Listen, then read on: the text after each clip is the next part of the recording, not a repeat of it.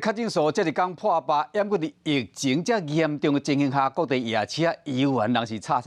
像民众都抛出这几天的廉价嘉义文化路的夜市人拢咧排咧。虽然大家拢挂嘴暗，市政府嘛派人伫现场宣导，也不过大家拢真晚。 同款好人的烦恼，另外是昆定大街北部的树林夜市同款人是拢甜，这游客敢若拢唔惊疫情。一看过，规个拢是人，虽然大家拢有挂嘴暗，毋过行路拢会碰到别人的肩胛头，无法度保持距离。这是嘉义的文化路夜市虽然伫单日确诊数连续几啊天超过100个，依然有真侪人。 正常的跟平常差不多的，我平常礼拜六差不多的。整理安尼，你敢袂烦恼？口罩挂到要惊死的。自治会会派4员在内圈协助先导10连至少 QR code， 并提醒民众及摊商务必戴口罩，不要边走边吃。同款是伫南部的昆定大街嘛有真侪人。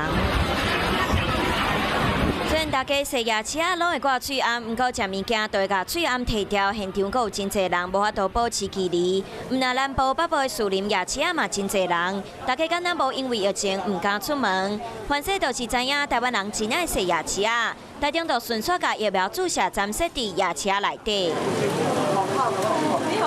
既然无法度阻挡大家出门，市府规气和总站的夜市合作，食夜市顺续注疫苗。 毋但有好茶阁有现金的当领，夜市嘛加码推出礼券，趁连续假期佚佗嘛要顺续增加疫苗的注射率。想要获取更多新闻资讯，想要看到主播最新的动态，赶快订阅华视 YouTube 频道。